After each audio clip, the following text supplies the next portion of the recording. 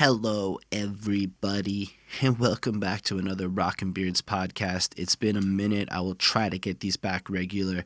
Today, I'll be reviewing 21 Pilots' album, Trench. My name is HSR. I am a little bit sick, so if I sound a little gross here and there, I apologize in advance, but it's prevented me from recording most of this week, and I wanted to get something done. I'm off work, and, well, I had some extra time ahead. Anyway, this album came out a few weeks ago. It's not necessarily the newest one anymore, so I hope that there are still people who care about this project because it's pretty fascinating. If you check the description of the episode, you can see where we actually start talking about the album. Before we do that, I do that, I should say, a little bit of housekeeping. I want to let you know I'm not a professional, as you can see by my little setup in here. The goal is to kind of have a conversation with you. I love music. I love listening to the albums, but the whole albums and going through it track by track and just sharing with you what I thought was significant or interesting about each project, especially when you have a band like 21 Pilots who put so much effort into the whole album experience.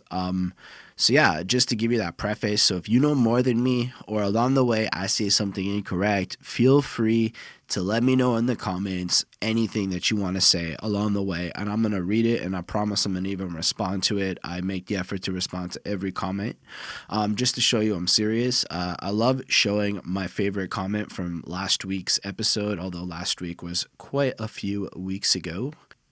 So that episode was on the Red Hot Chili Peppers Californication album. It was a solo effort, so this is probably going to be a solo show for a little bit. The comment comes from Linda Williams, who had to say, "The songs that stick out to me the most on the album are Other Side, I Like Dark, and Savior. I also think the score is about right. I think the score would have been higher if the sound was worked out a little bit more. It's worth noting that they were going through a transitionary period and the guitarists had just rejoined the band, so they were finding some synergy amongst themselves. As far as some of the rap type songs they were doing, they should have been them just singing to the songs, but I think they sound better as singers and not rappers. I completely disagree with you, Lindell, but that's fine. For me, the album is about a 4.3. I like the effort they put into their songs. Awesome review. Thank you again." So yeah, just to give you that little bit of showing you that we actually care enough to read the comments. The other comment on that video was I would rather listen to dog shit, and I don't know if that was about me, and if that's how you feel, you can let me know too, or if that was about the album. Either way, I don't know. That was the only other comment we got on that. Some episodes don't get a lot of clicks. What can you say? Before we jump into it, I just want to give a little shout out to the patrons: Linda Williams, Super Old School, 1994, Ismail Gadamsi, and Chris Prado. I appreciate them. They support us and what we do. Normally there's more people. That's why I keep saying us. And I'll talk a bit about that at the end. But meanwhile, you are here to hear the opinions on the 21 Pilots album, Jumpsuit. So let's get right into that. I like to start off contextualizing how familiar I am with the band, and just to give you some, just so that you guys can know where I'm coming from. Prior to this project, I have listened to the Blurryface project a bunch back when it was kind of fresher and it was still a newer project, let's say 2015-ish, 2016 maybe. And I, at that point, had listened to their album before it, of which songs like Car Radio and Stressed Out really stuck out to me. I think those two in particular were songs I really fell in love with, you can say. The Heathen song came out, and I was like, well, that's different. But still kind of liked it, but I really felt their energy and stuff. And then I was kind of fascinated by the idea of Blurryface, where it's this mythical monster almost that represents his anxiety and shit that haunts him, but then it also comes after the fans, and it kind of creates this global enemy for all of us to channel our strength together to kind of unite and fight against. And it was such a fascinating concept, and they're kind of meta with it too. As I understand it, there's tweets out there kind of showing that as long as Blurryface is in control, Tyler won't wear blue or something like that. And so once he started wearing blue again, it was to let you know that Blurryface was defeated. And I don't know if that's exactly what it was, because there's lots of fan theories and shit out there. But that's what I thought was really cool. So in general, I like their sound because they have this great ability to fuse pop music with hip hop, with rock, but like come up with their own like super distinct sound, which in this day and age is not the simplest thing to do. So I was pretty excited to see Trench was coming. I kind of ignored the little EP version that came out earlier just because I tend to do that. I'll wait for like the main project to drop. So it came out and I had no idea what to expect, but I do have to say that the overall marketing to promote this album is really fascinating. So they have this site that I believe I've linked below in the description of this video where you can go, and it was a bunch of stuff introducing the character of Clancy and kind of the city of Dima and just the overall world that Trench takes place in, because it is more of a concept album of sorts. It kind of tells a story in a really loose sense. It's not maybe the most like specific or linear tale, but it does kind of take you on a bit of a journey through it. So it's all this kind of interesting letters and pictures with puzzles in it. Like there was a GIF of a cheetah and there's a bunch of letters in it. And then if you like paused it frame by frame and got all of the letters in order and wrote them out, it revealed the name of like the villain of this album, which we'll get to. It comes up on one of the songs, so it seems appropriate to talk about it there. But yeah, in general, this like city of Dima, which kind of represents, I believe, like his anxieties and the various issues that he deals with within his mind as he tries to go day to day. He feels trapped within these walls of the city, and there's these 9 bishop people who are the villains of this story, and then there's like a rebellion and shit. I'm like, it's got like a very Star Wars-esque kind of feel to the tale, very sci-fi, which really appealed to me. I thought that was really cool, but just the fact that, if I understand correctly, because like I only learned about like the website with all the cool propaganda for this world, you could call it, after it had all been like figured out by people. But apparently in the original version there was shit like a password that was hidden in the URL, and it was like a little bit effort, and like the fan base came together as a whole to like figure it out and really created a community around it. So I gotta say, like, hats off to 21 Pilots for creating such a interesting puzzle for their fans, because that's a really amazing thing to provide for people to like group around, especially people who maybe struggle with different kinds of anxieties and shit. I struggle with anxiety like a motherfucker. That's why I spend so much time in my room talking to a camera lately. It's just easier than like coping with like people. So yeah, I don't know. I really appreciate that. Like the whole, like everything about what they're doing. To me, it's like to make your art like more than just like the album is fucking cool. And then there's like, if we just go to like the cover, apparently the eagle represents Tyler. I don't really know. I believe Tyler is the main guy. If I get it wrong, I'm so sorry. I'm really am if I fuck that up. I know that there's the other one who plays the drums. I believe that's Joseph. I could be wrong. I know I have Google in front of me, but we are in the middle. I have been criticized for saying wrong things before and not being sure, but I like the raw feel of this. I like having a conversation. In conversations, you fuck up and then you just roll with it. If I do say something stupid, I clip it out. Too stupid. So yeah, this got the eagle, which is whatever, and then it's got the yellow, and the yellow is super interesting because it like rolls into the music videos as a consistent theme, and it's not like a common color that's used. So it's like these dark black and grays of the eagles mixed with yellows. It's kind of got trench, and then it's almost written up beneath it like a theatrical thing, so that you look at it and it feels like more than just an album. And then apparently yellow is something that the bishops can't see or something to that effect. So like when they have yellow on their jumpsuits and shit, they can't be seen by them. I don't know. The lore is super fascinating. It reminds me a bit of how Coheed and Cambria creates these deep ass worlds too.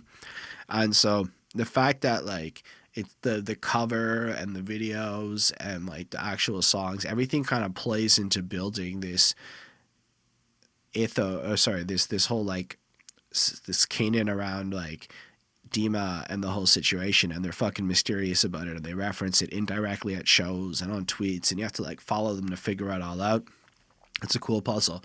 It kind of really adds value, I believe, to Trench. So let me know in the comments, though, before we get into the album, what other projects you've heard that are deep as fuck like that, where you really got to like dig around, or there's all sorts of secrets and interesting shits going on. Because I think that's super fascinating. It's probably one of my favorite trends in music.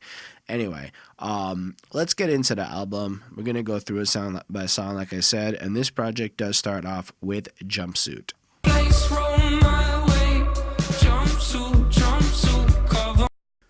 Like, before talking about anything else, I love the drumming on this album. It is one of my favorite parts that's not the singing and such. The overall sound and feel is so good. Like, the drums, just the quick little spastic rhythms on this, I find them really enjoyable. I'm not great at describing the very specifics of drum patterns, but I like it, and I wanted to draw some attention to how actually amazing it is throughout the whole project, given how maybe slower and subdued the overall music is, but it doesn't come off and like overpower. It just fits in flawlessly. So if I understand it, the jumpsuit is kind of like an armor to fend off his anxiety, because in a sense, all of the villains in here, all of the bishops, the demon, all of this is a manifestation of the things that haunt him. So with his jumpsuit, it's like a suit of armor. Like, I'm not gonna lie, sometimes when I feel anxious and shit, I like to like put my hoodie on and like hide in a corner, and I don't know why, but it makes me feel better about a situation, especially when there's lots of people around. Like, somehow I can hide. Even, I know it's stupid, but it's kind of what I picture. So it's like a security blanket. Plus, in the videos and shit, it's got the yellow tape, and which literally makes them invisible to the bishops and the villains. So it's a way of maybe like hiding from it. And as I understand it, the main villain is Nico, who is kind of like blurry face, the same kind of deal. And that's super fascinating that he just kind of starts us off with like the armor he's going to use, but it's also like in the lore connected to the rebel group he's going to affiliate with, the Banditos, and this is like their armor and their like flagships. Anyway, maybe I'm getting a little bit ahead of myself, but what I like is how in the music video and all of it just kind of blends in. This is the first music video, so you do get introduced to the kind of aesthetic of the world, and there's different scenes of him putting on the jumpsuit while on top of a car and a couple other things. He's blending in, already wearing it with others. So apparently, yeah, in the video, the part where the red dude on the horseman puts his, like, the black paint around his neck, this is supposed to represent the same blurry face type situation from the last project, and so it kind of starts off with that kind of visual. This is all stuff I saw online. I might be wrong. Like I said, there are a whole bunch of theories, but I thought that was super interesting. Lyrically, this song I find kind of simple, and I feel like there's an extension of like their real life in this. So in context of their real life, they were like going along as a band, and then Stressed Out literally took over the charts as like a #1 hit, propelling them into next level superstardom. So when you really consider that with I Can't Believe How Much I Hate, Pressures of a New Place Roll My Way, Jumpsuit, Jumpsuit, Cover Me, Jumpsuit, Jumpsuit, Cover Me. So whether it's in the fictional sense of Dima or the real world, this is kind of like all of a sudden the stakes are different and there's all sorts of new people coming in. So he's hiding kind of within his jumpsuit as his armor for that security, in that sense, to battle off maybe the unfamiliar situations that are now playing out before him. And then if you just look at the verse, like spirits in my room, friend or foe, felt it in my youth, feel it when I'm old, jumpsuit, jumpsuit, cover me.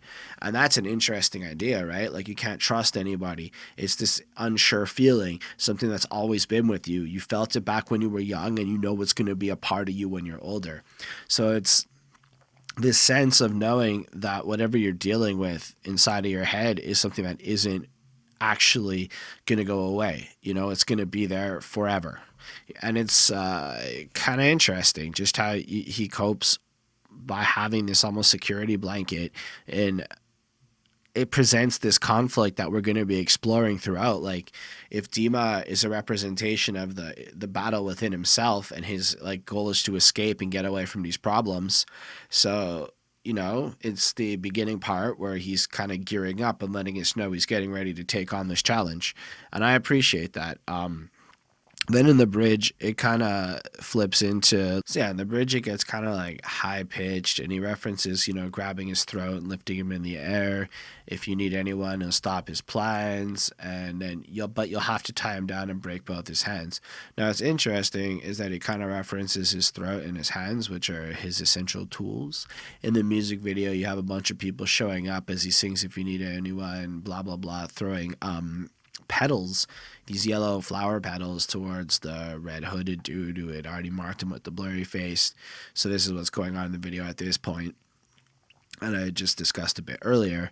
And I kind of get the sense that he's like committed to his plans, but if other people need him, you might be willing to like distract him. But at the end of the day, to like keep him from really going for that, you're gonna have to actually stop him by breaking out his throat. Sorry, taking out his throat, taking out his hands, taking out his tools that he will have, because he's ready for this. And I don't know, I just got the sense that this is like this camaraderie, like he's not alone in this, and he's trying to, in this really weird way, put that forward.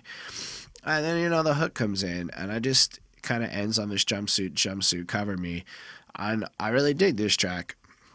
I ended up giving this song a 4.5 on 5. I think it's got crazy great music. The way it transitions styles throughout the track is really awesome.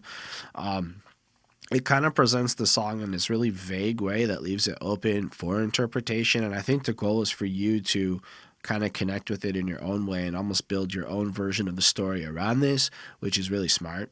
And yeah, overall, it's really fun. He sings amazingly, and there's really not much wrong with it. There's a couple, like, it's not my favorite song on the album in terms of style and shit, but it's pretty fucking great. And the more I listen to it, the more I found myself liking it.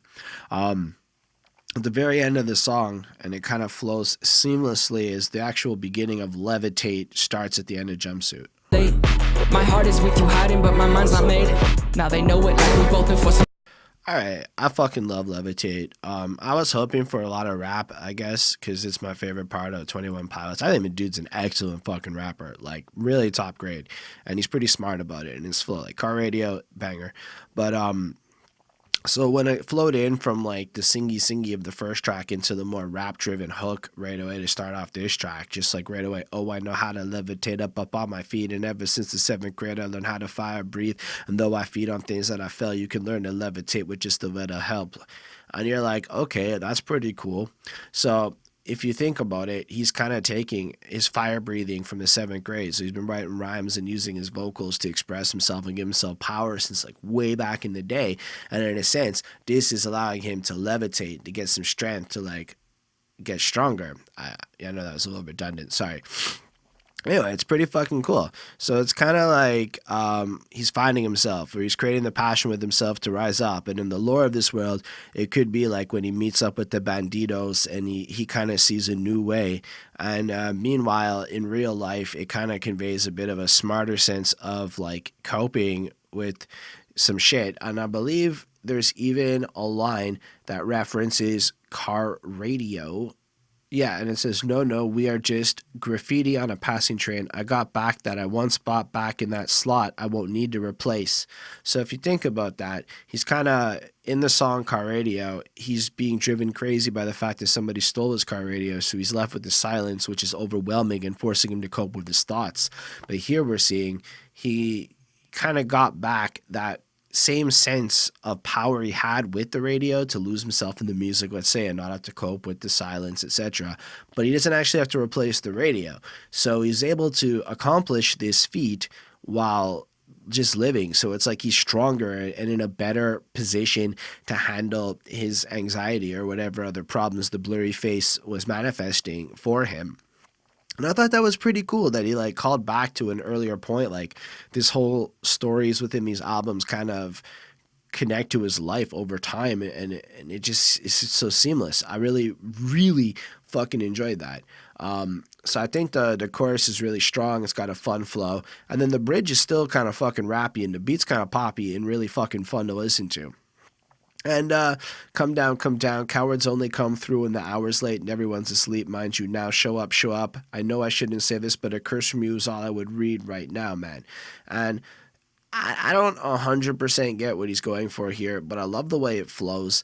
I love the way he rhymes "come down with cowards," and just the idea of shady people in the night in this like darkened world. So if you do I kind of picture him roaming around Dima in the darker hours of the shadow of whatever. And so you kind of have the bishops roaming around in the nighttime looking for people who are being whatever. So these are like the cowards with other power, etc. Everyone who's good is asleep and shit, while him and his bandito buddies are trying to meet up and kind of create their shit. I don't know. Maybe I'm wrong. That's kind of what I imagined when I read that.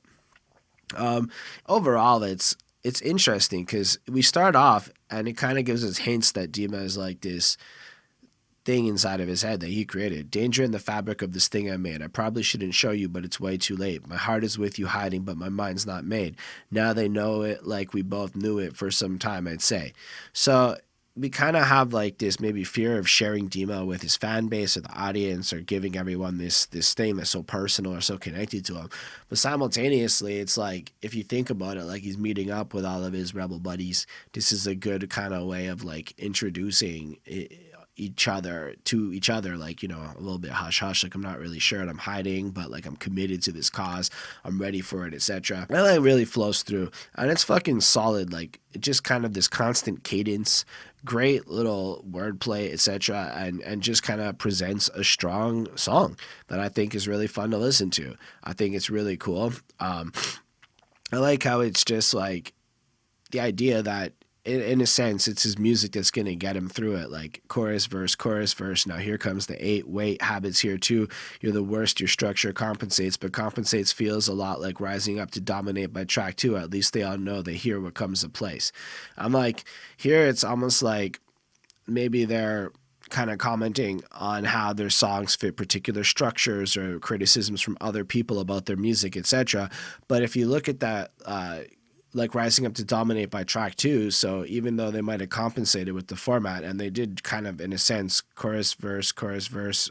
Now here comes the 8. That is, I think, the structure of Stressed Out, unless I'm mistaken. And that's what they're talking about here. Stressed Out was track 2 on the Blurryface album, and that shit blew the fuck up. So now, you know, they levitated. They actually know how to top the charts and control shit and dominate. And so there's so many levels to this song. I think it's super interesting. I think it's one of the best ones on this project. And so I give it a 5. I think it's amazing. I think you absolutely should listen to it. It's definitely great. The music video really flows nice. There's some passion in it. The band's playing. Everybody's pumped up. Like, it's a good third music video that came out for this. I believe it was the third one. Anyway, sorry for the stuffy nose. I'm going to morph into the next song. They'll always try to stop me. That Nicholas Borbach. Yeah, this one's pretty fucking fun too. It like follows up with the kind of more. This one's more of like a talkie rap that he does, and I kind of like how he's got. So we're on our third track and our third different vocal style. That is really fucking impressive. The music is a little bit different. It's kind of more like mysterious, and you know, you kind of like I feel like this track is introducing the main conflict of Trench. Ultimately, we have him. The premise is like he's morphing into something else. I feel like that's him kind of like conforming in the meantime. So he's got to be a certain thing. You know, like I'll morph to someone else, a defense mechanism mode. You know, if I keep moving, they won't know. I'll morph to someone else. So he keeps on flowing through his life, and he's going through the motions of things as he's kind of figuring out how he's going to escape Dima, how he's going to deal with the thing. So if people aren't aware of the struggles going on inside of his head, in some cases, while you figure things out, the easiest thing is to pretend like you're everything else, everything you're supposed to be while you figure shit out.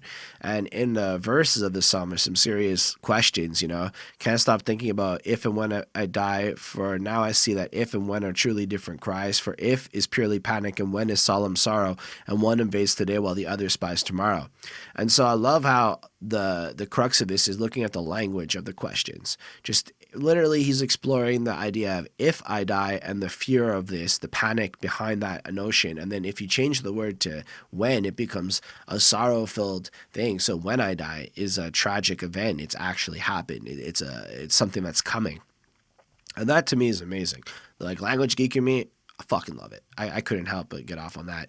And then he does the same kind of thing with we're surrounded and we're hounded. There's no above or under or around it. For above is blind belief and under is sworn to sleeve and around is scientific miracle.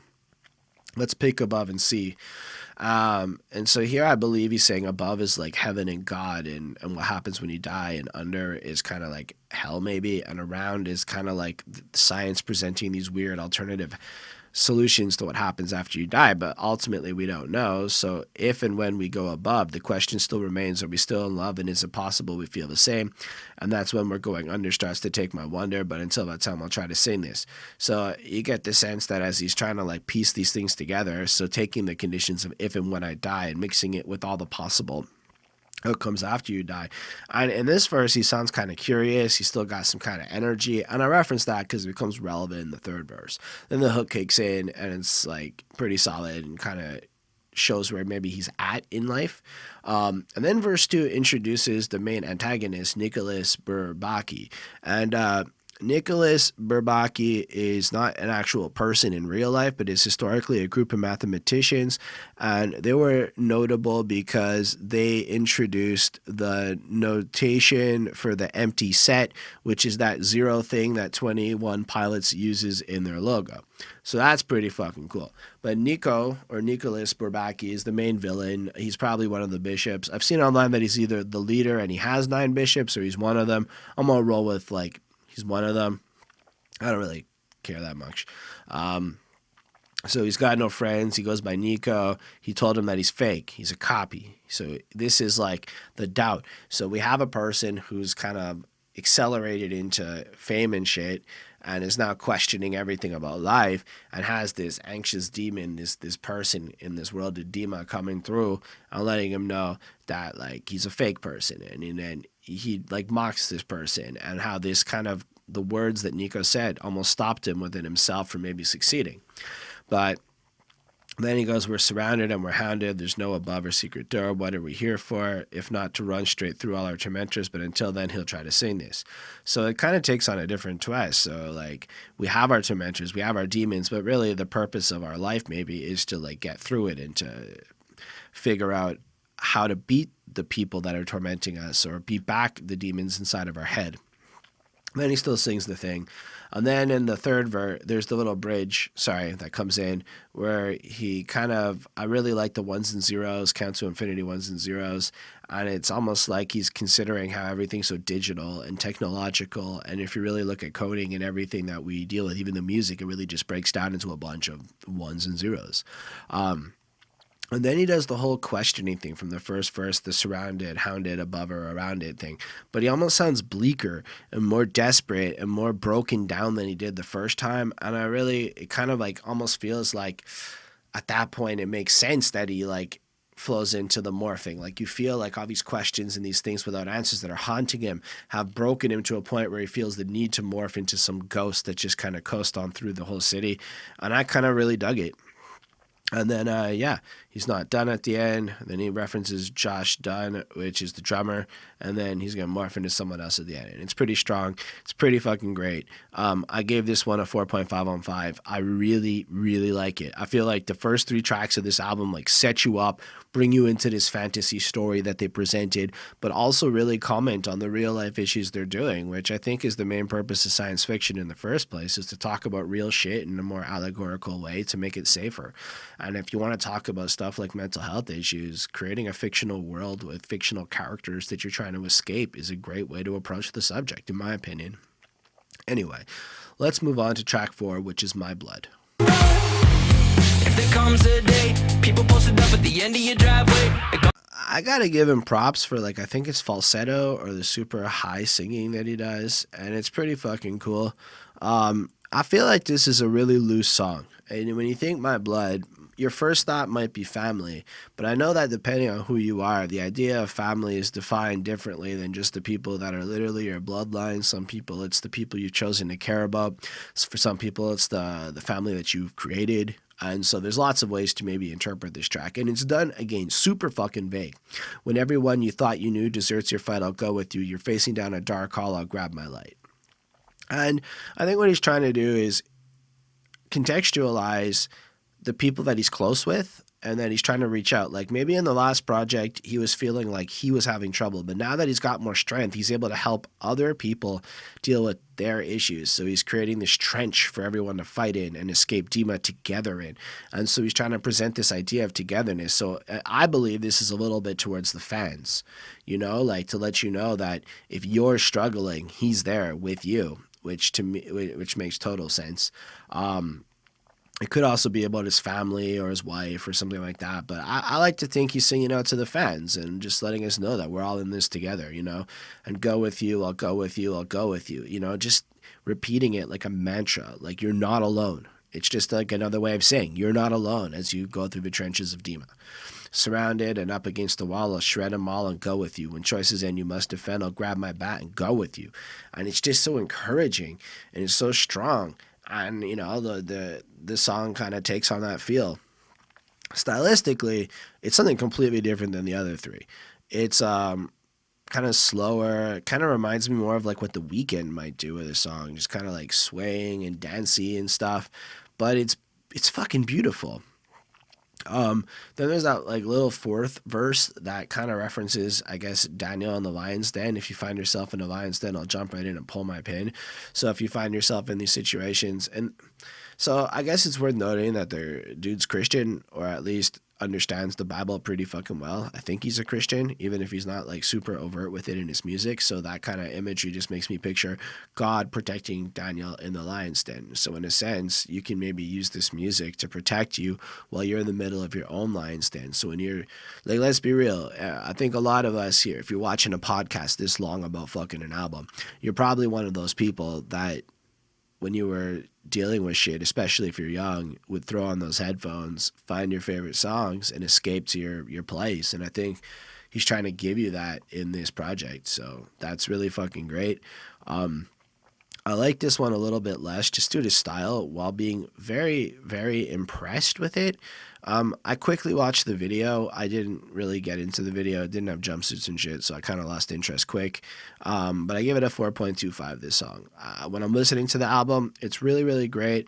I'm not 100% sure if I'm going to go like put it on its own, but I really dig it, and it's cool. So let's move on to the next track, which is Chlorine.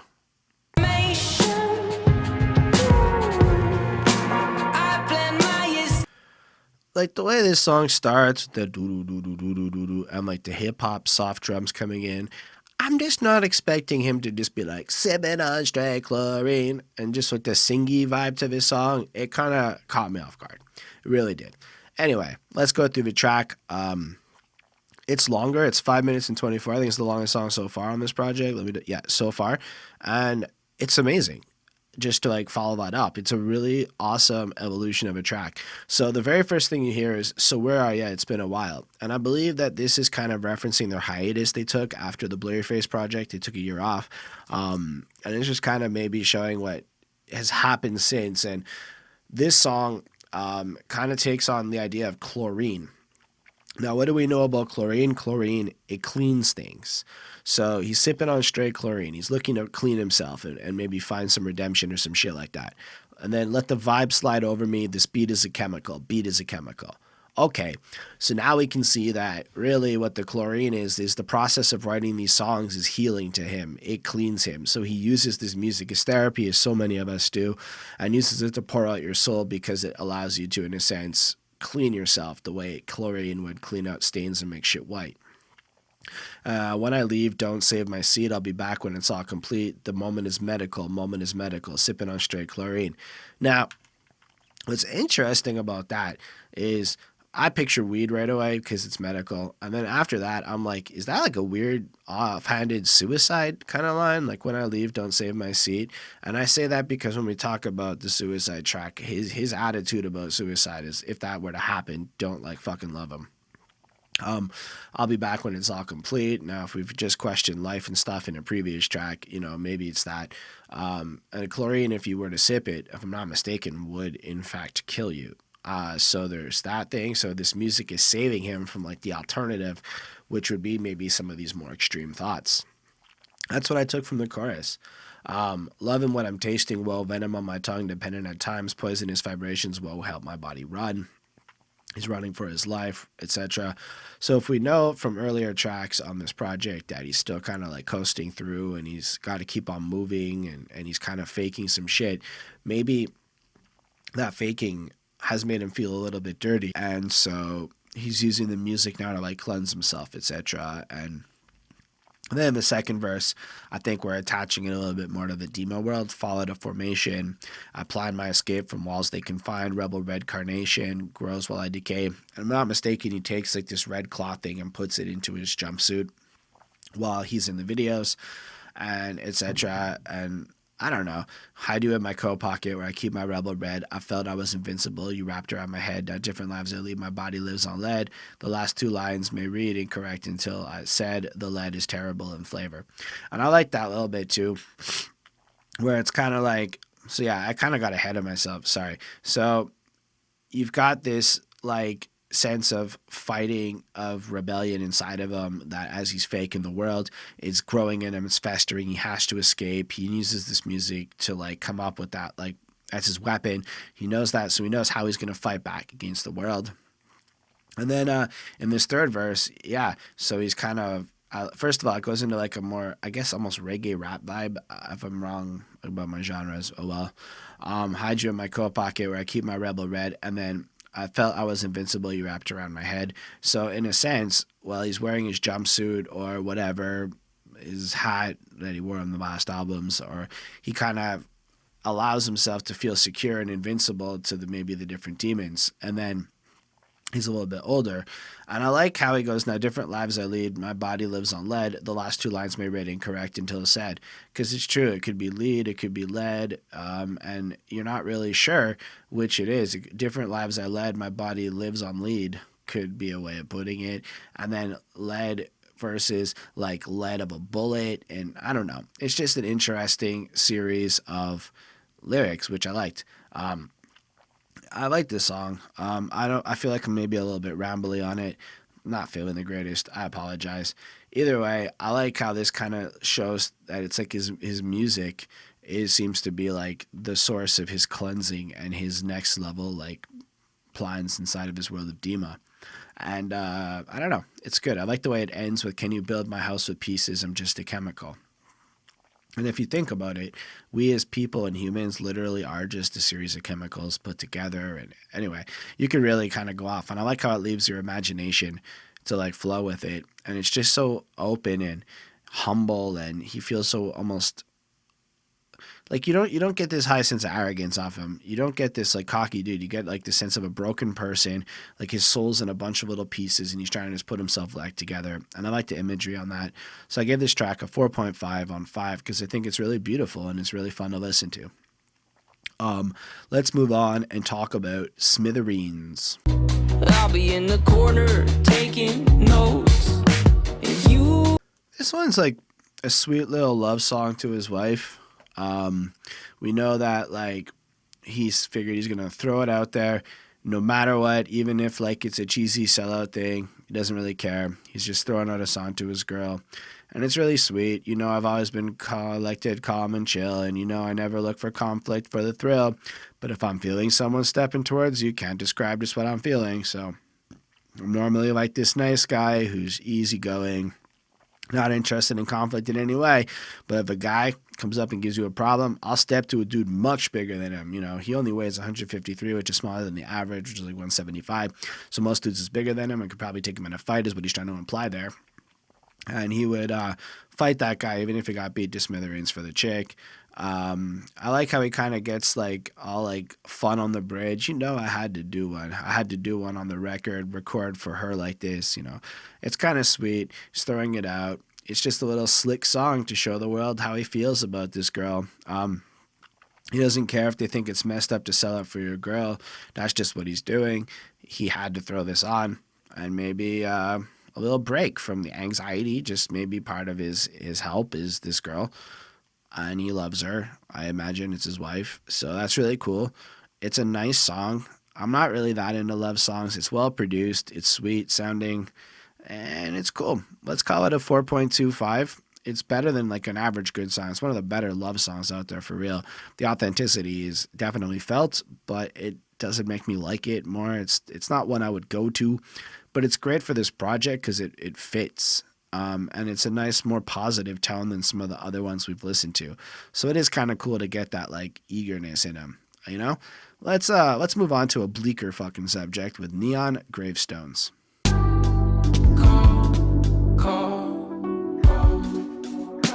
I really love this song. This song is a 5 on 5. I'm going to start with that. It's solemn and it's bleak. It's got amazing drummings. The drums are a very heavy part of the beat, which is kind of important because it creates that solemn cadence to the song. Like it's almost like a militaristic drum beat to it. This song approaches how society glorifies suicide in a sense. And I don't disagree with him. Like when people commit suicide, it becomes a big thing all over the news. And it's the overall attitude of, I guess, sorrow, and everyone kind of feels bad. And he's looking at it like there's a glorification that comes on. Like, what's my problem? Well, I want you to follow me down to the bottom underneath the insane asylum. Keep your wits about you while you got them, because your wits are first to go in problem solving. And my problem, we glorify those even more when they. So if we're going to talk about mental issue in a situation, it seems like, I guess, we put more emphasis on people after they've killed themselves than when they're alive. And we make it almost look like an appealing thing. I felt like there's a similar problem with school shootings where we put so much glorification on the shooter and they become like media superstars, whether they live or die, that it almost tells an upset, troubled mind who is having problems making rational decisions that this is a way to get the kind of infamy that they might be craving, that kind of attention. And so maybe this isn't a conducive thing. I actually really agree with Tyler's approach, and I think it's really interesting that he took this stance on this thing as a person who suffers from problems himself. Our culture can treat a loss like a win, and right before we turn on them, we give them the highest praise, hang their banner from the ceiling, communicating, further engraving an earlier grave is an optional way. No. So his big issue is that by glorifying people who commit suicide and do make that choice, it validates it as an option, which is part of the problem. He's saying it's not an option. It's not something we should be choosing or indulging in. It should be something that isn't given that level of glory in the media. But you know how the media is. If it can get you to click, if it can get you to be sensationalized, they'll write any fucking blog regardless of consequence. Or even the 13 Reasons Why type approach or shit like that, where I don't know. There's just a lot. It's almost like a hot topic. And then I like how he starts off second verse with "What's my problem?" You know, like, because people are probably going to have a problem with him. I remember National Geographic posted this article this year about a girl who shot her face off and had facial reconstructive surgery. And it was kind of weird, right? This girl attempted suicide and ended up getting glorified to the point of being on the front cover of National Geographic because these doctors did an incredible thing and gave her a face transplant. So obviously the heroes are these doctors, but you didn't know the doctors' names. The doctors weren't on the front of the cover. It was this girl who shot her face off. And it's, in a sense, glorifying this action. Like, if you do it and you don't die, people are going to feel so bad for you that this might happen. And I know that's a not popular opinion to have on this subject, but it's how I see the impact, because when you are kind of messed up and you do look at the stimuli, you're not necessarily thinking rationally, and if these look like plausible options, maybe more people take them. And it's just something I wonder about. Like, anyway, so then you present an opinion like that, and people's first reactions are like, what's your fucking problem? How could you even approach the subject like that? Anyway, so he follows that up with, like, don't get it twisted. It's with the people we praise who may have assisted. I could use the streams and extra conversations. I could give up and boost my reputation. I could go out with a bang. They would know my name. And this is kind of, I think, literally describing how if he killed himself, he'd fucking get a hell of a lot more fame for that.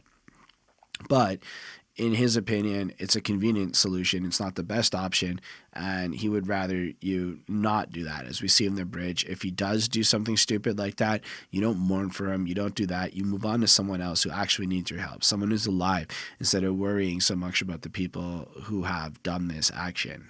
Anyway, I thought it was a super interesting take on this song. And I like how in verse 3, he makes the point of addressing that the awareness is a good thing. It's good to talk about it, but, you know, we need to be very careful because it could teach people that this is an option. And he's kind of saying, I don't know if I agree with the approach we've taken. And I believe that's the crux of the song, is that instead of glorifying all these people who have died early through suicide all over the news, we should instead talk about grandmas and people who live to 100 years and celebrate them and ask them how they did it, like flip the perception and the global conversation into something more positive. It's actually a decent sales tactic if you think about it, but probably gets less clicks to hear about a 100-year-old lady than to hear about a 17-year-old who offed himself. I don't know. That's the world that we live in. So I gave this a 5. Like I said, it's a very beautiful song and I really recommend it on this project. Let's move on to the hype. Talking behind your head, your exterior. Apparently, like, this is supposed to be like Tyler speaking to like a younger version of himself, letting him know that even though things are kind of whatever, sometimes I feel cold, even paralyzed, my interior world needs to sanitize. So you can imagine that when he's younger, shit's a little bit worse in his mind. It's a little bit harder to cope because, again, Trench has this point of strength that he's taking on. Like, he's figured out some shit and he's ready to move forward. So considering it took him so long to get here, he's now maybe talking to his younger self and saying, it's just nice to know that there's going to be a bunch of people around, and that you don't need to believe the hype, the bullshit, the things people tell you about how you need to live and all of the other crap. But in another way, it could also be like looking at like the critics and other people who are talking to him now, and maybe 21 Pilots realizes that their ascent to fame might not be like a long-term thing. So people who are hyping them up to be bigger than they are. So it's a matter of just like focusing a little bit on yourself and recognizing even when you don't think you're the greatest, even when you're hyping yourself up to be the fucking worst or anything, that you can get out of that and you can be kind of like focused. And it's got this very like encouraging feel to it. Like, nice to know my kind will be on my side. Like, those are more like positive. I know I do that shittily, but it's more positive sounding. It's got like encouragement to it. So in the world of Dima, you can kind of picture this is the Banditos and him kind of banding together to like get past the propagandist messages of the bishops and shit. And I like the fact that in the bridge you get the sense, no, I don't know which way I'm going, but I can hear my way around. And it's just, even though it's confusing and he doesn't have all the answers and stuff, he's still able to navigate through the murkiness. And if this is kind of talking to a younger version of himself at the same time, it's like kind of like letting everyone else who might be at a different place and dealing with this know that whatever you're feeling, whatever extreme shit's going on, it's not what it seems, and it's gonna be okay, and you can like totally make some good things come out of it. I love when he's like, it might take some friends and a warmer shirt, but you don't get thick skin without getting burnt. And that's cool because it addresses the fact that you actually have to go through some experiences and hurt. You have to lose. You have to burn bridges. You have to make mistakes. Otherwise, it's impossible to grow and find wisdom. So that's cool. I don't know that I like the sound of it as much as some of the other ones on this project, which is fine. I ended up giving this one a 4.25. You can let me know what you thought about it in the comments. And let's move on to one of my favorites on this project. It's Nico and the Niners. I'm lighter when I'm lower. I'm higher when. So the very intro to this song is some reverse text. It says, "We denounce vialism. You will leave Dima and head true east. We are Banditos." Ooh. So if I understand correctly, East is Up is like the call of the Banditos, who's the rebel group that our Clancy protagonist has banded with to escape Dima, and they're going to head east, and they're going to go through tunnels and shit under the walls. So I'm fearless when I hear this on the low. I guess that's actually just kind of the code. So when he's going throughout the day, he hears the East is Up, and it's like a reminder. It's like a mantra, like, we're going to escape, we're going to do this. And then I'm careless when I wear my rebel clothes, apparently because when he's got the jumpsuit and shit on, he's protected. The anxieties and shit can't see him, so he's all good. When bishops come together, they will know that Dima can't control us. Dima can't control us. East is Up.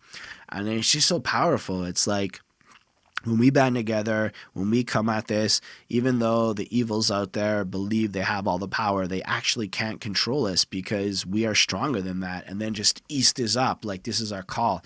You know, they want to make you forget, save your razor blades now, not yet. Apparently razor blades get confiscated a lot in prisons and shit due to what they are. So in some areas, there's not a lot of razor blades, so you keep them. I don't fully get the line, but I thought that was fun to share. But they want to make you forget. It's just interesting because if you look at like saying, oh, it was in 1984, that's where that's from. So and if you think about 1984 and just how the Big Brother controls you, they want to make you forget what's real and break you down and get you kind of whatever as a means to control you. And this is definitely something that you can see happening towards the population in our regular life with all the sensationalist nonsense out there. Anyway, I like the chorus, like I'm heavy, my jumpsuit is unsteady, I'm lighter when I'm lower, I'm higher when I'm heavy. Oh, that's just amazing. The way he sings it, you just feel like the lighters should be up and you're singing along with him and shit. But he's heavy, like he's ready to go. But he's almost lighter when he's lower because when he's got his jumpsuit on and he's underground and whatever, his spirits are high. He's like whatever. And it's just kind of a cool contrast. I enjoy that. I'm so high, my jumpsuit takes me so high. I'm flying from a fire from Nico and the Niners. Oh, and I like that. He's escaping the fire and the awfulness of the city. He's getting away from Nico and his squad, and it's pretty fucking great. It's strong. And then he's got a little bit of a calm, rappy part in verse 2. When I say what I want it to be enough, what a beautiful day for making a break, etc. We'll find a way to pay for it, maybe from all the money we made razor blade stores. So if they kept all the razor blades from earlier, and razor blades are a popular commodity in 1984, if you do have them, you can kind of sell them on the low and make a whole bunch of shit. But I like the idea that not everyone is going to get out. So we'll win, but not everyone will get out. So they're going to start their concert. They're going to break out as a squad, but there's this kind of recognition that even with the best intentions, there's going to be casualties and not everyone's going to have. And if you think about it from like a open-minded point of view, and we've already talked about stuff like suicides and conformity and having to cope in society, as much as he and his squad will escape, couple aren't going to be strong enough, etc. And I really, really like it. I think it's one of the cooler songs. Again, it's a 5-on-5 for me. I believe this one also has a video, and it kind of flows in. All three of the videos that are kind of related, they kind of go together, and I'd recommend watching them in order. It kind of carries the story along in terms of contextualizing the world of Demo. So it's a 5-on-5, this song. Definitely recommend it to anyone who's feeling this album. So let's move on then to Cut My Lip.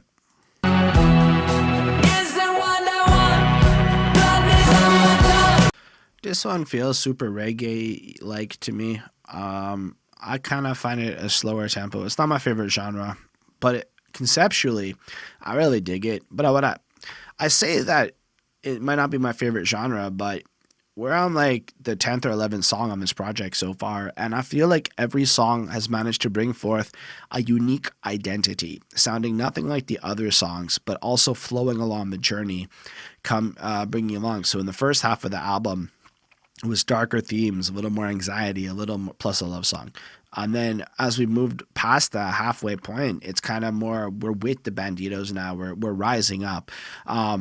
The last one is like we're going to escape the anxiety that's haunting us. And here, this song is a little bit more like, even though shit's tough and it's not easy, you're just going to keep going on. And this song oozes with just this keep going on sentiment. I'll keep on trying, might as well. If you decide I was well, I'll keep on trying, etc.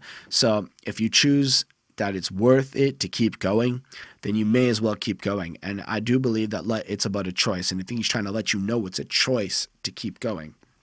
You have to make that choice, even if you're not 100% certain. So yeah, I'll keep on trying, might as well. That's what that might as well tells me, at least. Though I'm bruised, face of contusions, no, I'll keep moving. So that's interesting, because he felt previously that he had to keep moving on the Morph song, but in a more of a negative sense. Now it's like he's traveled along the journey for a while, but he's figured out some shit, and he's taken a beating and stuff, but he knows that he has to keep moving, but it's more of a passionate, fueled, I'm going to keep moving. Oh, he's bruised, face of contusions, keep moving. Powerful. Moves along. Then in the chorus, it kind of ties into the cut my lip. Rust around the rim, drink it anyway, I cut my lip. Isn't what I want, blood is on my tongue, I cut my lip. So it's kind of like you picture him in the wasteland and he's coming across some water and he needs it and he thinks it's what he needs at least, but he drinks it and he ends up cutting himself and it's not what he wants. It was another bad experience, but he does it anyway because that's what life is. You keep on doing things until you figure shit out. And I love that, like, it flows into that bridge. I don't mind at all. Lead on my pride. Lead on my pride. I'm a lion. And so, in a sense, you have his pride of, like, him inside of himself, the strength that he's developed, but also that fan base he's cultivated, those like-minded people in the trench with him. And he's a lion with his pride, you know, but he's also got pride because he's able to handle shit on his own. I thought it was pretty fucking cool. Really great. I'm going to give this one a 4.25 over style, but it's really consistent for the project. Let's move on to Bandito. This is the song we made. This is absolutely my favorite song on the album. It wasn't at first because it's more on the slower, singy side of things, but once I understood the lore of the world of Dima and I realized what he's saying, like, I could take the high road, but I know that I'm going a low. I'm a bandito. So you have the high road. Maybe this is supposed to be the way that you're supposed to go, the way you're supposed to behave in life. But the banditos are going to escape Dima by going low through tunnels and shit. So he's going low, which in a sense looks as like the path you're not supposed to take. But because him and his squad know what they're doing and shit, going low is like taking a different path that isn't the one that is preached in life, but simultaneously taking the path that's like right for you. And the way he sings it is just beautiful, and it just repeats. Like, I've been singing it for like 2-3 weeks now, and I really like it.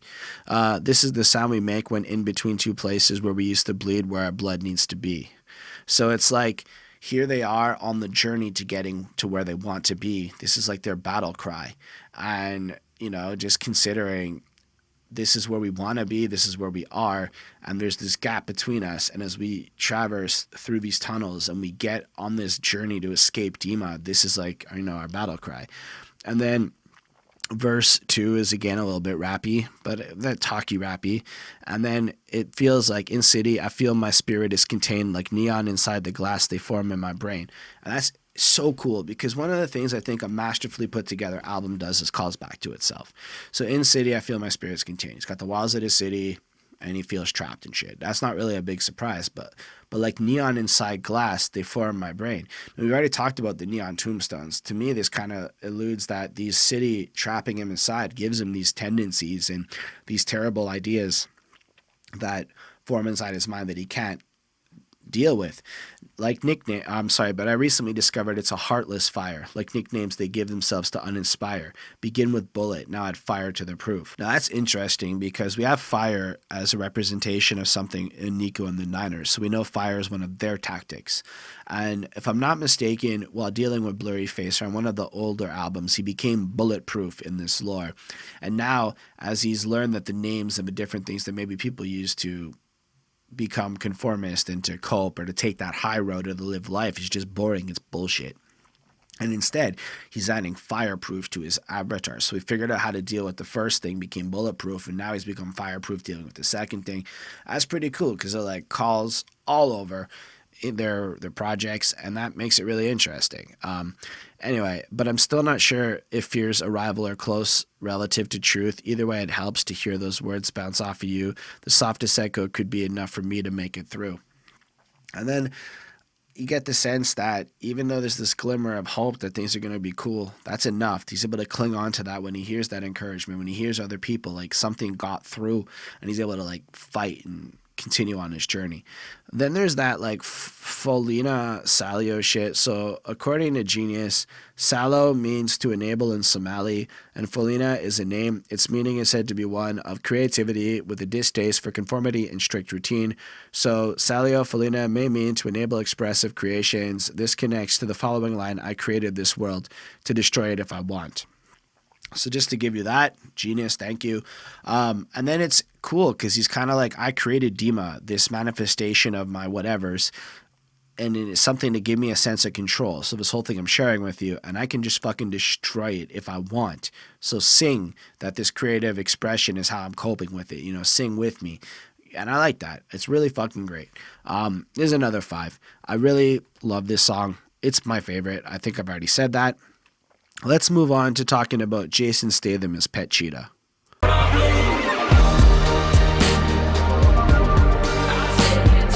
This one is a little less good comparatively, but it's apparently a track that was used to help them get over writer's block. And so if you think about, I'm on an island, no one to confide, 8 days straight, 8 hours each, and not one line. I can feel pressure start to possess my mind, so I'll take this beat. I should delete to exercise. So it's almost like they have this goofy fucking beat that maybe they should never have used, and it was never part of their vision. And he just wrote this bullshit about not being able to write, and that broke the wall and turned into a whole fucking song. So yeah, that's how I understand this one to be. No, I move slow. I want to stop time. I'll sit here till I find the problem. I kind of like that. So it's like he's going to take his time to get through the music, and he doesn't necessarily know it's wrong, but he will work on it and fight through it until the problem is dealt with, which is such an active and interesting approach. And then apparently the Pet Cheetah verse is something they wrote from like way back in the day, and then they were really excited to be able to use it here. So I've got a Pet Cheetah down in my basement. I've raised him and bathed him and named him Jason Statham. I've trained him to make me these beats. Now my Pet Cheetah is quicker in the studio than on his feet.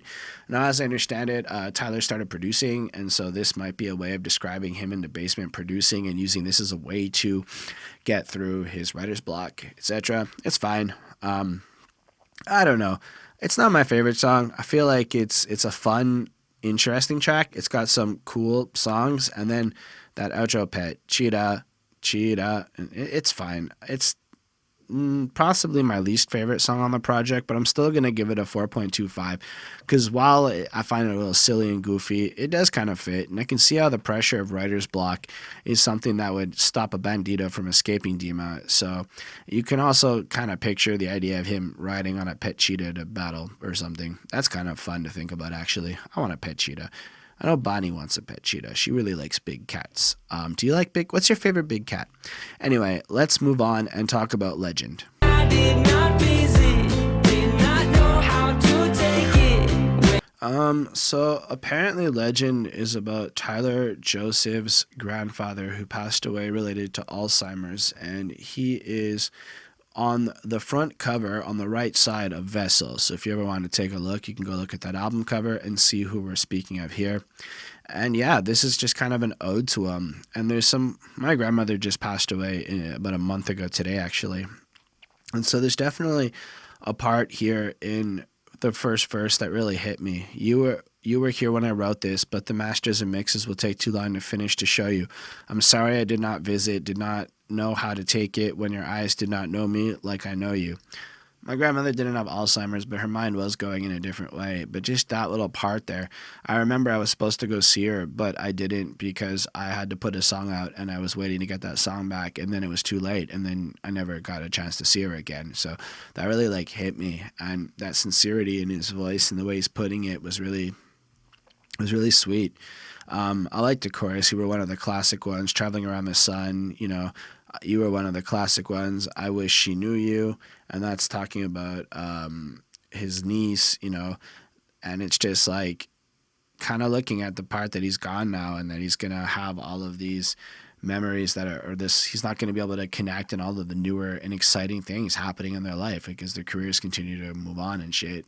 And I like how he's just like, you're a legend in my own mind, my middle name, my goodbye. So I guess he's named after him. But I like how he put him as a legend and shit. And then that little outro where he records that last little bit on the day where it happened. And he has like this almost happiness because if he is Christian and he believes they're going to reconnect in heaven, then you can find that solace. Like for me, at least, my grandmother believed with everything in her heart that she was going home to meet God. And so this is everything she wanted. She waited her whole life for that moment. And that made me feel really at peace with the situation. And I don't know. I kind of feel like Tyler had that same kind of comfort there, and that was really cool. Anyway, I give this one another 4.25 over style. It's not my favorite kind of song, but it is pretty freaking great, and it really hit me in the feels for a quick second. So there's one more on this album, and let's talk about Leave the City. That it's almost over. They know that it's almost. What I think is amazing about this closer is how open-ended he leaves it. Let's just jump to the bridge. In time, I will leave the city. For now, I will stay alive. And it just repeats that. So we have this point where we recognize that he's staying in Dima. And the way it kind of ends, for now, I will stay alive. Like, the only way to escape Dima seems to be like maybe death is one way to maybe look at those lyrics. So he's kind of stuck with this lifelong situation of whatever's going on inside of his mind. And I think that's a way to approach it. So he knows how to get out. He knows how to escape. But for now, to stay alive and to just be part of the fight is something that's important. Like maybe be part of the rebellion is more important than to escape the city, you know? But the first verse, it just sounds so broken. I'm tired of tending this fire. I've used up all I've collected. I've signed my hand. Its glowing embers barely showing proof of life in the shadows dancing on my palms. So it's like you just kind of picture him broken and all of the shit, but his passion and everything he has is just there. These songs, these everything, it's proof to the pudding that it's going on. But basically, yeah, I don't know. It just kind of hit me. It was really nice. I can't interpret that very well. Sorry. I know I get criticized sometimes when I really fuck up with the interpreting part. Anyway, I feel like this song is showing that it's all about this struggle. And he's not ready to give up yet. But I like how he gets a little fourth wally with it in that verse 3. Last year, I needed a change of pace. I couldn't take the pace of change. So you got to consider, like, when they took their hiatus, or they took their break, getting mega famous and shit, like after getting a #1 hit's got to be a little overwhelming for your life. Moving hastily, but this year, though I'm far from home, entrenched, I'm not alone. These faces facing me, they know what I mean. And here it's like he's able to handle it now because he looks around and he sees all of the fans. Like I'd like to include myself in that. I support what these guys do in a big way. And through all the support of all these people, he's able to handle things a lot better and kind of like make it through. And it's just so encouraging and shit. But I like how he leaves it open-ended so that you can interpret it and the story's not over. And it's almost like there will be another chapter because the battle in Dima isn't finished yet. It's a great song. I give it a 4.5. I really liked listening to this. I really thought it was a great song. Kind of calmer. It really felt like a closer. It had that like, I don't want to say ballady feel, but like it felt more like emotionally driven. It felt like a conclusion through the way the music was delivered. I'm not really explaining that great. Oh well, that's that for this project, this album. Let's wrap it up. For the entirety of 21 Pilots Trench, I gave the album a 4.535. It's incredible. It is a well-rounded project that sticks to its theme, except for the one sellout move that was self-aware with the love song. It was cute, though. And it really explores anxiety and the various mental health issues that can affect a person and kind of shows like the battle within yourself to get through it and how you can get through it and how you can find others to join you and how like it doesn't have to be such a lonely and isolated thing. And I really feel they accomplished the goal. They put out 14 songs that sound unique when played against each other. They sound up strong. It still feels like you're listening to 21 Pilots. It doesn't feel like super pop, but it also doesn't feel like super underground. It's in that good, unique place that I really hope it does well and that we get a lot more of them.